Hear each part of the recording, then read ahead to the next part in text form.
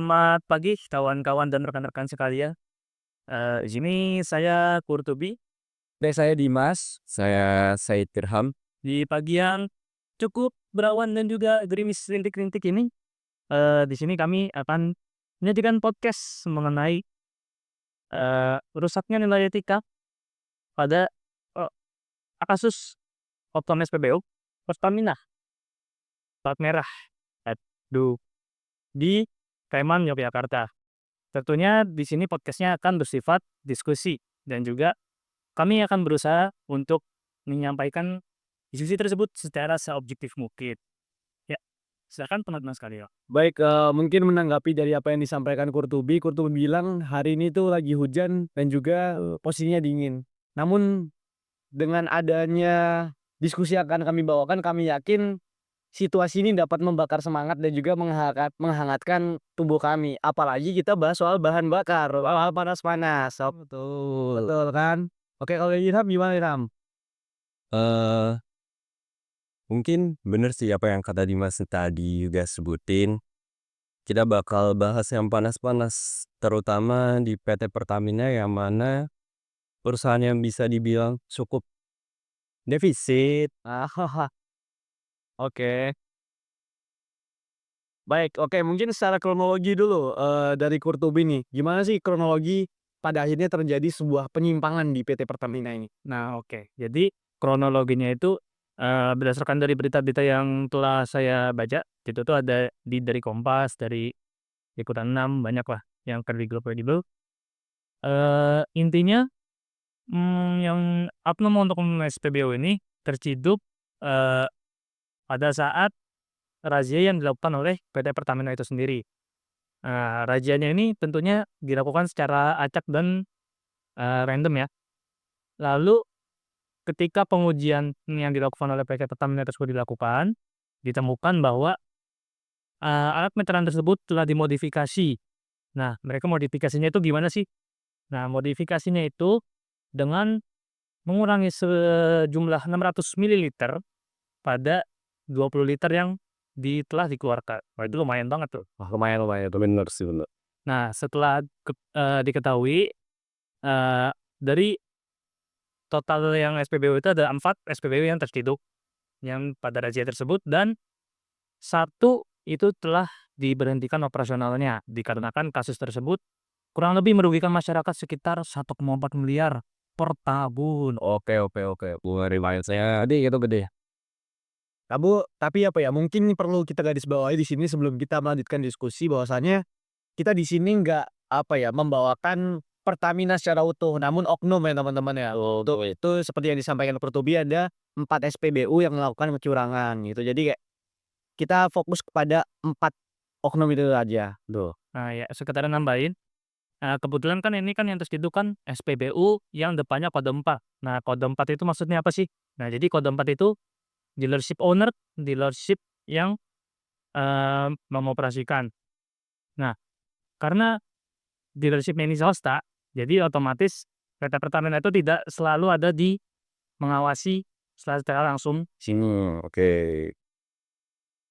Jadi bisa dibilang 4 SPBU yang terhidup ini bukan representasi utuh dari Pertamina itu sendiri. Kita nggak memungkiri kalau mungkin kalau Pertamina itu punya pelayanan yang profesional, tapi di beberapa oknum ini mereka nggak melakukan profesionalitas itu sendiri. Mungkin boleh dilanjut langsung, Dimas. Oke oke, mungkin kalau di sini kita mau langsung analisis atau gimana dulu nih, Pak? Boleh langsung analisis. Boleh, mungkin kalau misalnya kita analisis, secara apa ya, secara singkat dulu di sini sekiranya kita kalau belajar dari beberapa pertemuan yang sudah diajarkan di mata kuliah filsafat dan etika administrasi, ada beberapa nilai yang sekiranya menjadi apa ya, acuan dari kami untuk menentukan apakah itu melanggar etika atau bukan. Itu mungkin salah satunya itu adalah social impact, bagaimana dampaknya kepada masyarakat, lalu virtu atau nilainya, ada juga principles atau bisa dibilang, prinsip-prinsip yang dipegang dan juga satu lagi itu kalau nggak salah, eee, Benefit to society. benefit to society itu terkait, impact yang pada masyarakat tadi yang pertama, oke. Yang pertama mungkin soal virtu atau nilai. Virtu atau nilai mungkin ini kita berkaitan dengan norma-norma yang ada di masyarakat gitu ya, terkait etika. Mungkin di sini saya ingin menyinggung perkataan dari Immanuel Kant, bahwasanya Immanuel Kant itu bilang, etika itu pada dasarnya dilakukan atas kehendak baik. Jadi Immanuel Kant itu dalam mencurahkan teorinya, dia tuh sempat, apa ya, melakukan revolusioner terhadap para orang yang melakukan teori-teori sebelumnya. Di sebelumnya, orang bilang kalau misalnya etika itu suatu tindakan yang pada akhirnya memberikan kebahagiaan pada diri. Tapi kalau kata Immanuel Kant, etika itu nggak melulu soal kebahagiaan diri, namun kehendak baik yang mana tadi seperti Tobi bilang yang dampaknya adalah social impact-nya kepada masyarakat. Kalau kita lihat analisis dari, kasus ini, mungkin berdasarkan pendahulu yang mengenalkan ini sesuai dengan kebahagiaan diri. Ya. Oknum itu kayak memotong, literisasi daripada Berisin, itu artinya kan buat kepentingan pribadi. Namun kalau kita berkaca pada Immanuel Kant yang mana itu harusnya kehendak baik, yang harusnya bisa berdampak pada masyarakat, itu sangat salah. Tentunya sangat tidak berkaitan dengan, nilai-nilai yang seharusnya ditanamkan pada masyarakat gitu. Mungkin saya menjelaskan terkait pandangan dari Immanuel Kant. Mungkin dari teman-teman sebelum saya lanjut ada tanggapan terkait ini? Menurut saya juga setuju dengan apa yang disampaikan Dimas. Kenapa? Karena, balik lagi SPBU Pertamina ini kan mendapatkan subsidi yang sangat besar oleh negara tentu ya kan, dan otomatis benefit to society-nya itu harusnya sangat-sangat penting dong. Nah, terus kenapa oknum-oknum ini malah melakukan kecurangan yang seharusnya masyarakat itu dapatkan. Padahal masyarakat itu memberikan subsidi dengan uang mereka yang mereka dapatkan, belum tentu juga dibayar dari pemerintah, dan ujung-ujungnya mereka juga yang rugi. Tidak dapat apa yang mereka ini harusnya dapatkan gitu. Iya. Kalau dari saya sendiri mungkin setuju sebenarnya sama pernyataan dari Dimas sama Kurtubi tadi. Mungkin kita bahas mungkin lebih dari dasarnya lagi. Etika kalau secara umum aja kita bisa tahu kalau etika itu adalah sesuatu yang bagaimana kita bisa membedakan sesuatu itu benar atau salah. Dan dari sini kita bisa lihat kalau oknum ini udah jelas-jelas secara normatif. Kalau normatif itu mungkin bisa diketahui bahwa kegiatan yang dilakukan itu yang pengurangan literisasi itu adalah suatu tindakan yang salah, dan itu secara tersurat sudah bisa dikatakan sebagai pelanggaran etika. Apalagi yang tadi sudah dibilang, Pertamina kan itu adalah suatu perusahaan publik di mana tujuannya itu melayani masyarakat secara baik, apalagi mereka tuh sudah disubsidi oleh pemerintah supaya bisa melakukan operasionalnya dengan baik. Lah, masa setelah adanya subsidi ini, mereka tetap mau ngambil keuntungan melalui cara-cara yang kurang baik itu. Dan itu sudah jelas mungkin bisa dikatakan sebagai pelanggaran etika sih kalau dari saya sendiri. Tuh. Oke, mungkin, selanjutnya intinya dari kita bertiga ini sepakat bahwasanya apa yang dilakukan oleh oknum 4 Pertamina ini merupakan salah satu pelanggaran etika. Namun di sini saya ternyata terpantik oleh satu hal lagi. Di samping mereka, apa ya, melanggar etika, menurut saya mereka ini, melanggar, apa ya, perjanjian dengan Pertamina itu sendiri. Mungkin tadi disampaikan Kurtubi bahwasanya, Pertamina yang dengan kode 04 ya, 04 ini dengan, apa ya, ID 04 ini merupakan Pertamina yang full dioperasionalkan oleh Mandiri. Artinya pemerintah nggak terlibat secara langsung gitu kan, iya. Tapi kita tahu kalau di situ Pertamina itu merupakan bagian dari badan usaha milik negara. Kalau kita lihat akhir-akhir ini, Pertamina itu punya prinsip, punya, apa ya, nilai yang diusung namanya akhlak. Izin meluruskan, Heeh heeh. kalau akhlak itu sebenarnya bukan hanya bagian dari Pertamina, tapi dari Sorry bener, untuk BUMN itu sendiri iya, termasuk Pertamina di dalamnya. Nah itu artinya, eee, si oknum ini sudah melanggar perjanjian dari yang ditetapkan di awal masa perjanjian izin usaha itu sendiri. Kalau kita lihat pertama mungkin dari aspek, dutisnya, secara, penugasannya ini nggak sesuai dengan apa yang seharusnya mereka kerjakan. Lalu secara nilai-nilainya dan juga prinsip-prinsipnya di sini berakhlak itu ada amanah, kompeten, harmonis, loyal, adaptif, dan juga kolaboratif. Kita nggak usah berujung dulu pada nilai-nilai di akhir, tapi perlu nilai yang pertama, akhlak A pertama, amanah. tuh. Apakah itu suatu tindakan yang amanah? Tentunya bukan kan teman-teman. Dan yang jelas itu sangat merugikan, masyarakat secara utuh gitu teman-teman. Apalagi ya tadi dibilang Kurtubi 1 tahun 1,4 miliar ya? 1,4 miliar. 1 Keren lah, bukan angka yang kecil itu 1 ekor. Iya. Oke, dari Irham atau Kurtubi mungkin ada tambahan lainnya? Ya sesuai tadi apa yang dibilang sama Dimas ya, eee, dari nilai akhlak pastinya amanahnya ini kan udah bisa dibilang udah dilanggar banget ya.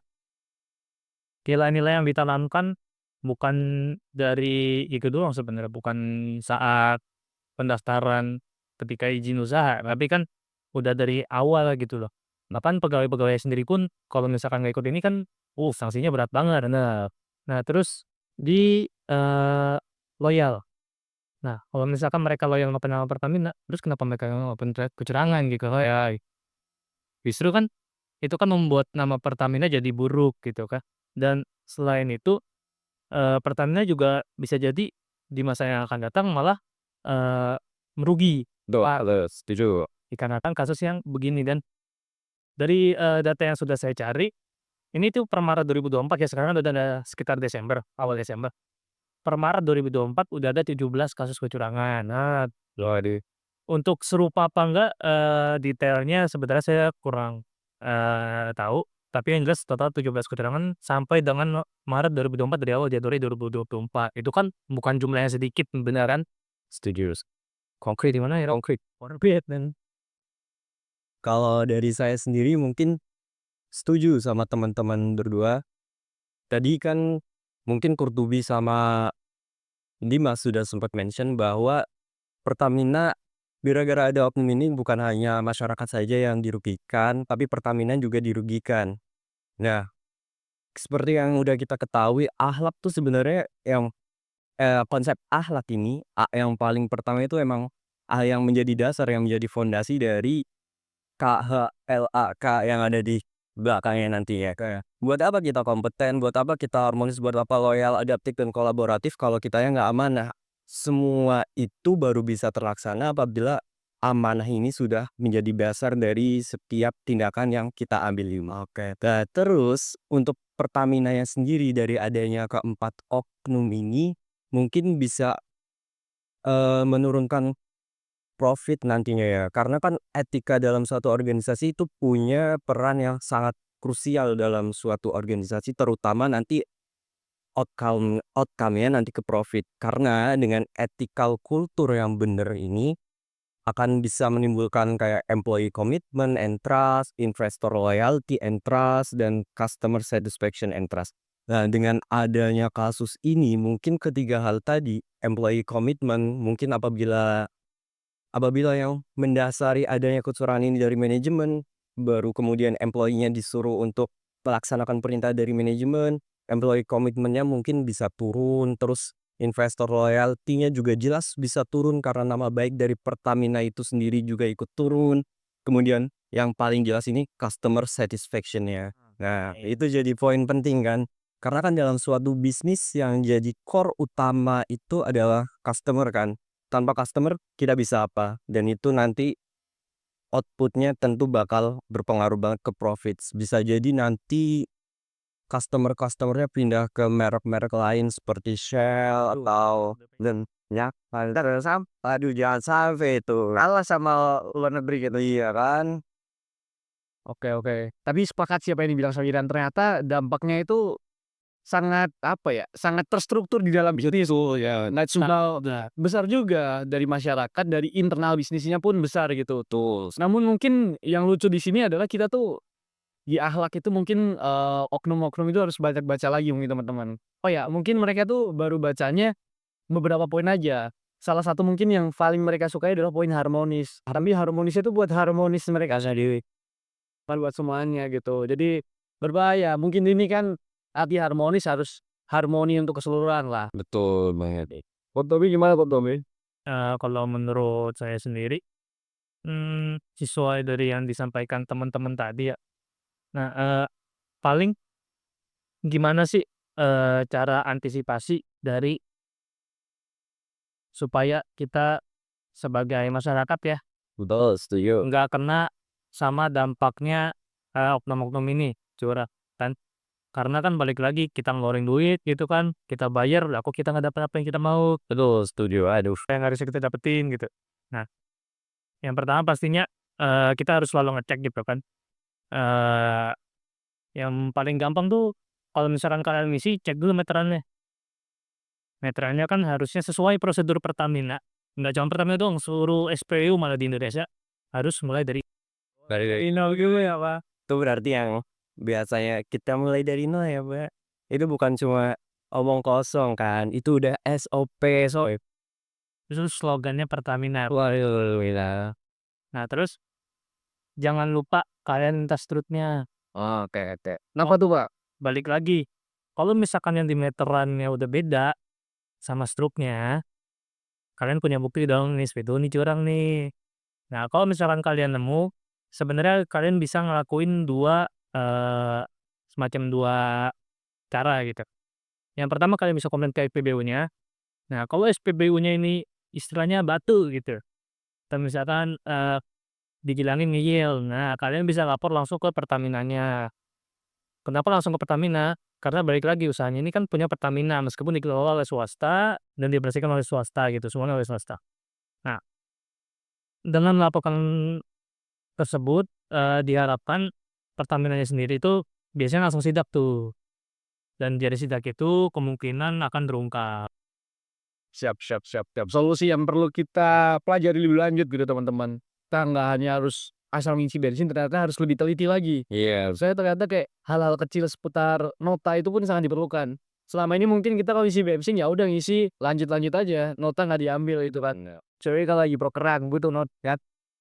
Oke, Multimu. buat terus kalau nggak cuman sih gitu. Iya bener. Oke gitu. Aduh, aduh.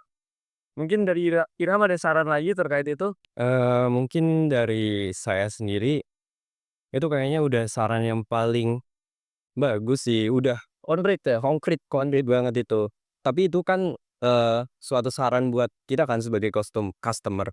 Tapi kira-kira supaya nanti nggak ada oknum-oknum Pertamina yang kayak gini lagi, kira-kira apa ya yang bisa kita lakuin ya, buat bisa membenahi orang-orang yang nggak punya etika ini? Aduh.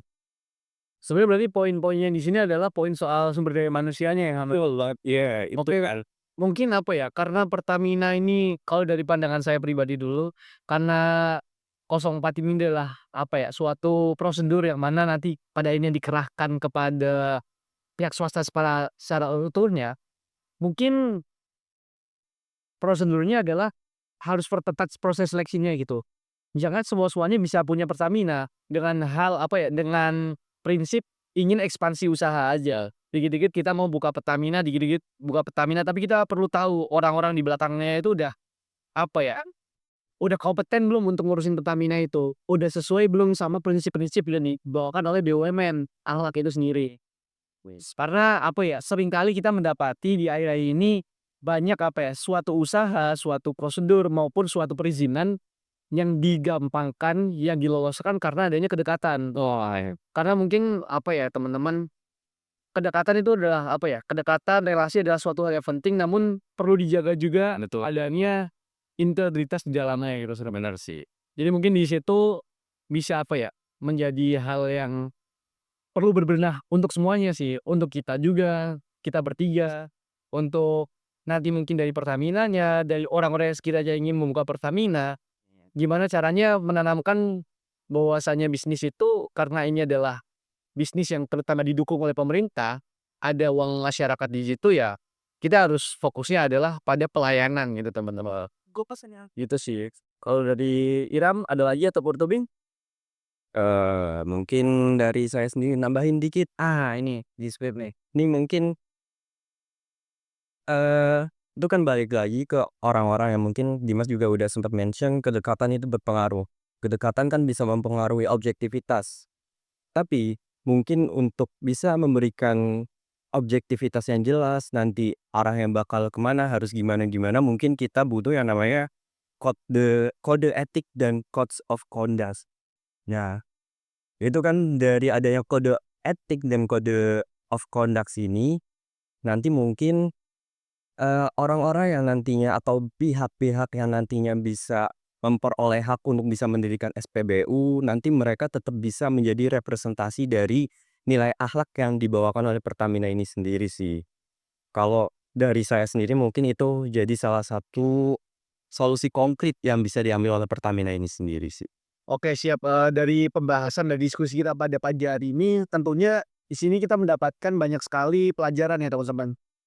Untuk solusi ternyata nggak hanya solusi untuk salah satu pihak, ternyata tadi Kurtubi juga menyampaikan solusi sebagai customer, sebagai pengguna Pertamina sendiri bagaimana supaya tidak ada kecurangan.